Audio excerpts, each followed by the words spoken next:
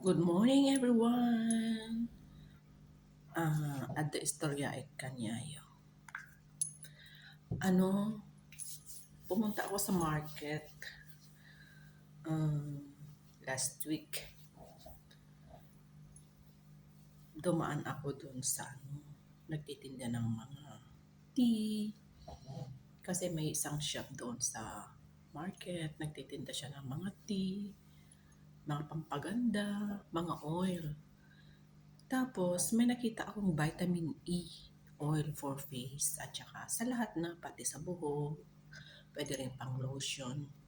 Ngayon, trinay ko. Nilagay ko sa mukha ko. Tapos, mga after 3 days na naglalagay ako ng oil sa mukha ko, alam mo yung mga tumigas na mga pimples, parang yung mga whiteheads ba yun o blackheads dito sa mga mukha natin.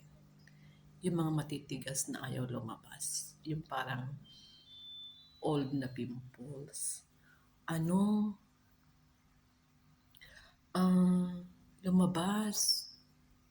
Pag ginaganon ko yung mukha ko, may mga lumalabas na maliliit na matitigas.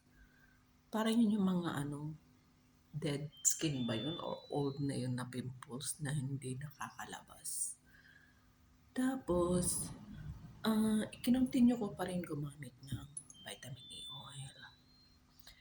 Hanggang napansin ko, kumikinis yung mukha ko. At saka yung mga dark spot ko dati dito, medyo nag-light siya. Tapos, nag-meet kami ng mga kaibigan ko kasi minsan dito kasi sa Hong Kong, may mga kaibigan din ako dito na kahit weekdays, nagko-coffee-coffee kami. Ako domestic helper, pero itong dalawa kong kaibigan, mga asawa na yun ng puti.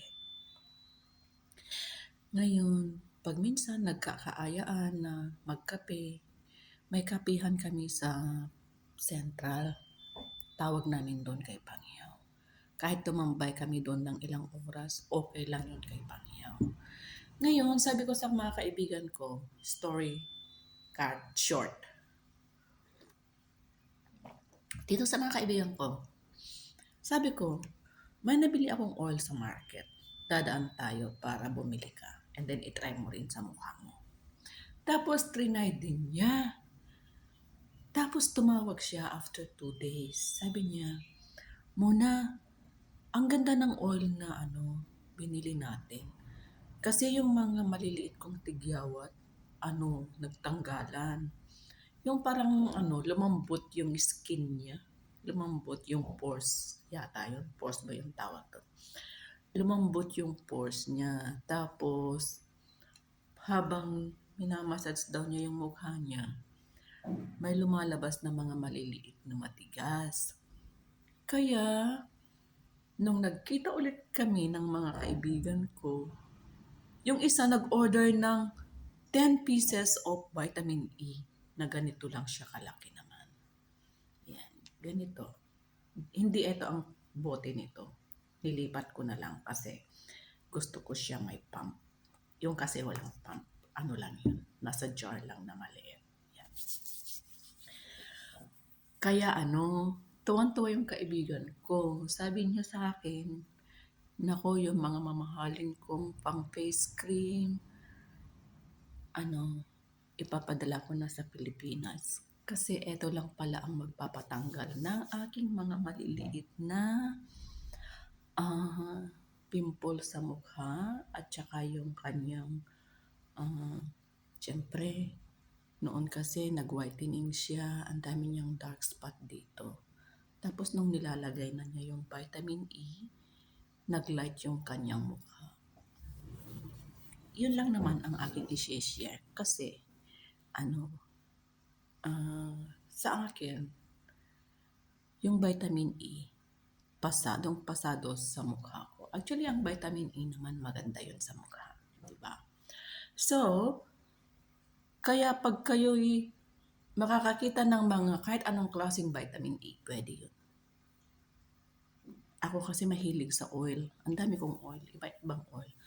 Kung wala rin akong vitamin E, minsan nilalagay ko dati coconut oil. Ginagawa ko pa yun. Yung naglalatik talaga ako.